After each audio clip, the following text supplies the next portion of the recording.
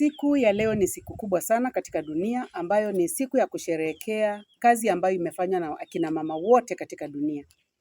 Na kielelezo cha mwaka huu ni give to gain ama peana ndio uweze kupata. Ya kwamba ni wakina mama waweze kushirikiana, kushikana mkono, wale ambao wako kwa uongozi waweze kushikilia wale ambao wanajaribu kuwa katika dunia yote.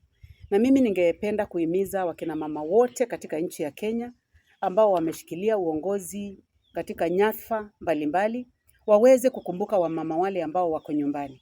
Sana sana wale wamama ambao hawana chochote, wamama ambao pengine wameumia katika gender based violence kwa sababu huko ndiko kudhalilishwa kukubwa zaidi kwa mwanamke.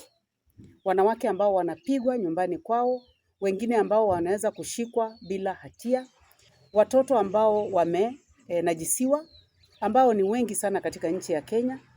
Kwa sana sana huu mwaka ambao umepita, tumekuwa na visa vingi sana vya watoto kunajisiwa na wengine hata kuuawa katika constituency zote za Kenya. Tunapozungumzia jambo hili katika bunge, unasikia wakina mama ambao wako kila mahali, kaunti zote katika nchi ya Kenya, wakizungumzia watoto ambao wamenajisiwa.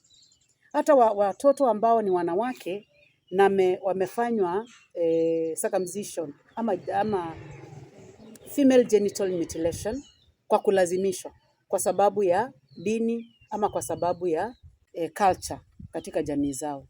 Kwa hivyo mimi kama mbunge wa Kitui South ningependa kusema ya kwamba ni vizuri tuone wakina mama wakijitokeza katika nyadhifa zote. Uongozi katika kanisa, wamama msione kama hamwezi, mnaweza. Wamama katika maendeleo katika jamii, msibaki nyuma, mnaweza. Wamama katika uongozi wa shule, nasema mjitokeze kwa sababu mnaweza. Na wamama wapatiwe nafasi kama vile wanaume wanavyopatiwa.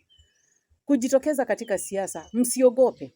Ukiona kama wewe unaweza katika ulingo wa siasa, usiogope, jitokeze.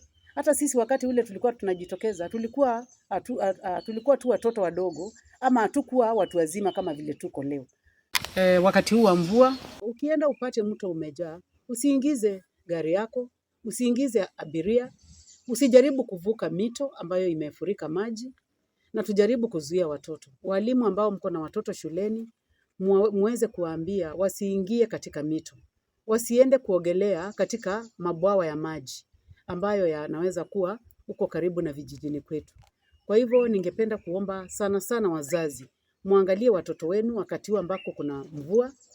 Kama kuna nyesha, jaribu hakikisha unajua mtoto wako wako wapi. Kama inawezekana, nenda ukamchukue mahali pale ako, ndio aweze kuwa nyumbani.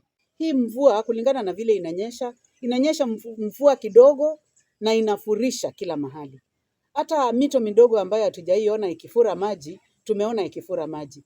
Kwa hivyo tunaomba zaidi mshikilie watoto, hatutaki kuwa na vifo katika area yetu.